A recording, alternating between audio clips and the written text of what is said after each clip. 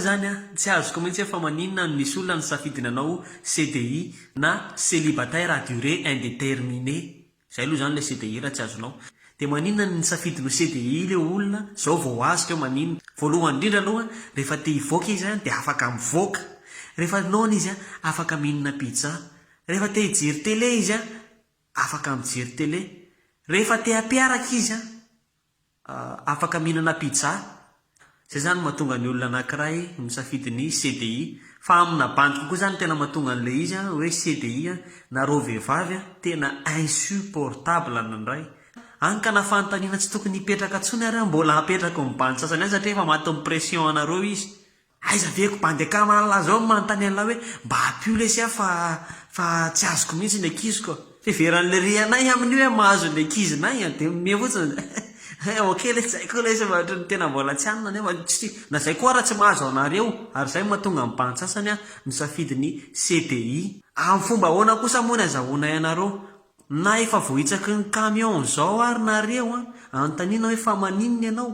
mavita mamaly hoe non tsy maninona ka de nefa rehefa tsy manontany anareo indray zay a fiaraparana omboarina voaloha angambany tena misy bandy tena mampalahelo mihitsy nefa de tsy azony zala hoe io vehivavy nika ohatra ny matematika fa matematika sady tsy misy machine calculer no tsy misy chiffre tsy zavatra ho azony lahy mihitsy ao tsy hitako moa hoe inona zany tokony anontaniany lahy hoe azony lesany ve vehivavy na ohatran'izao tsisy mahazo vehivavy zany na nyray arana mbadin'io fotsiny nge miady lisany a ialahy rehefa faoty a de miteny zafadikineny fa zao a fa ataovy izy nge faoty fa miverina ialahy ihany mifaoty avy eo de amin'iny isany le lasa miady be am'izay de fa fany daholo mombamomba la numéro atao célibataire amin'ny FB satria miady lisany zany eo ihany fa za mbola tsy nahita mihitsy raha aman-dreny a mibety zanaka ka nakany amin'ny commune le zanaka nanao hoe ataovy orphelin tsy ho azony la mandrakizay io fa fany numéro an'la fa fany message ny la retireny la bloqueny la raha azony atao mihitsy a de mahagaga avy io miandro message sy appel avy any amin'lahy satria le numéro sy le FB fany bloqueny de raha eritreritra zany la hoe azo vehivavy manomboka androany